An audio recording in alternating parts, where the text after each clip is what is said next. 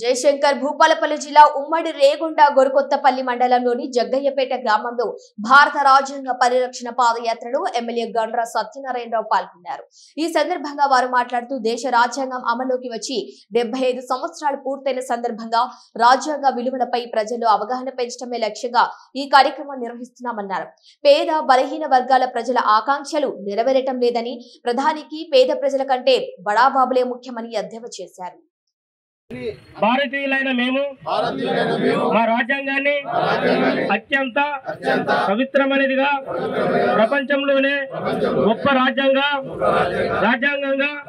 భావిస్తాము. మాకు సార్వభౌమత్య, సౌమ్యవాద, లౌకిక, ప్రజాస్వామ్య, గణతంత్ర రాజ్యాంగ నిర్మించుకోవడానికి సాంఘిక, ఆర్థిక, రాజకీయ న్యాయాన్ని, ఆలోచన, భావ ప్రకటనను, అంతస్తుల్లోనూ అవకాశాల్లోనూ సమానత్వాన్ని కల్పించడానికి కుల, మత, ప్రాంత, వర్ణ, లింగ, ధనిక, పేద లాంటి ఏ రకమైన భేదాలు లేకుండా అందరికీ సమాన హక్కులు, బాధ్యతలు రాజ్యాంగం కల్పించింది. ఇటీవల పరిణామం గోర్కొత్తపల్లి మండలంలోని మొదటగా జగ్గయ్యపేట గ్రామంలో జై బాపు, జై భీమ్, జై సంవిధాన్, ఈ భారతదేశ స్వతంత్రం కొరకు అదేవిధంగా పోరాడి అమరులై ఈ దేశం కొరకు నెహ్రూ కుటుంబం 12 సంవత్సరాలు నెహ్రూ గారు జైలు జీవితం అనుభవించి గాంధీ తాతతో కొట్లాడి స్వతంత్రం కొరకు పోరాడినటువంటి నెహ్రూ కుటుంబం,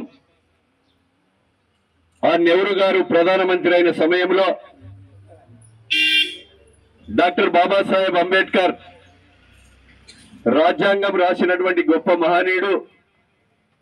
వారి ఆశయాలను, నెహ్రూ కుటుంబ ఆశయాలను ఈ రోజు జరుగుతున్నటువంటి పరిస్థితిని ప్రజలకు తెలియజేసే కొరకు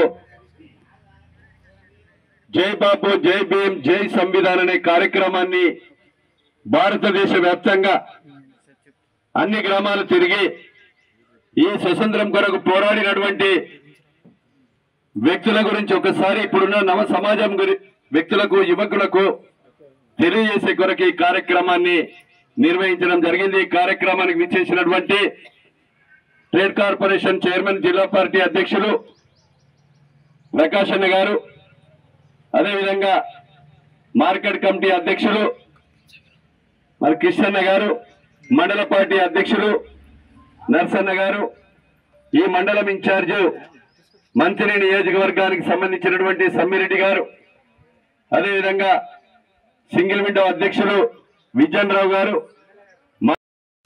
ఈరోజు నెహ్రూ ప్రధాని అయిన తర్వాత అంబేద్కర్ గారు న్యాయశాఖ మంత్రిగా ఉండి ఈరోజు ఎస్సీలకు, ఎస్టీలకు, బీసీలకు, బడుగులకు, బలహీన వర్గాలకు విద్యలో, ఉద్యోగంలో మరి రిజర్వేషన్ కల్పించి వారి యొక్క రాజ్యాంగం రాసినటువంటి ఆర్టికల్ 3 ప్రకారంగా శ్రీమతి సోనియా గాంధీ 1975లో తెలంగాణ రాష్ట్ర ప్రజలు తెలంగాణ రాష్ట్రం ఏర్పాటు కొరకు 350 మంది చనిపోతే మొన్న 2009 నుంచి 14 సమయంలో సుమారు 1200 మంది బిడ్డల ప్రాణాలు బలిగొంటే డాక్టర్ బాబాసాహెబ్ అంబేద్కర్ రాసిన రాజ్యాంగం ఆర్టికల్ 3 ప్రకారంగా శ్రీమతి సోనియా గాంధీ ఆంధ్ర రాష్ట్రంలో కాంగ్రెస్ పార్టీ నష్టపోతుందని తెలిసిన ఇక్కడ తెలంగాణ రాష్ట్రం ఇచ్చింది కాంగ్రెస్ పార్టీ. ఇచ్చినటువంటి పార్టీలో గతంలో ఉన్నటువంటి బీఆర్ఎస్ ప్రభుత్వానికి అధికారం ఇచ్చారు.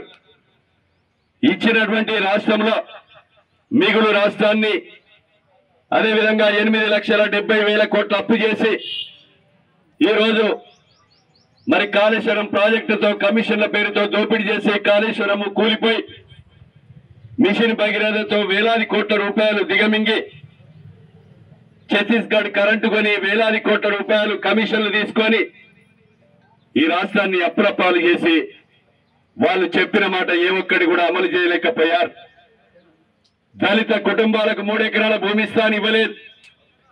అదేవిధంగా గిరిజన కుటుంబానికి 3 ఎకరాల భూమి ఇస్తా అని ఇవ్వలేదు. ఇంటికో ఉద్యోగం ఇస్తా అని ఇవ్వలేదు. ఇంటికో ఉద్యోగం దేవుడెరగ కానీ ఊరికో ఉద్యోగం గతి లేదు. రిటైర్డ్ అయిన ఉద్యోగాలు కూడా 2 లక్షల ఉద్యోగాలు ఇవ్వలే. అదేవిధంగా ఈరోజు ₹1,00,000 రుణమాఫీ 10 సంవత్సరాలు తీసుకొచ్చి అప్పుడింత ఇస్తే మితికి సరిపోయి అసలు కానీ ఉండి రైతు మీద భారం పడ్డాది. డబుల్ బెడ్రూమ్ అల్లుడొస్తే బిడ్డొస్తే చుట్టమొస్తే ఆ గుడిసెలు ఏడబడుకుంటారని నీతి మాటలు చెప్పి 2 సార్లు అధికారంకి వచ్చి ఈ జగ్గయ్యపేటలో ఎన్ని ఇళ్లు కట్టించారు.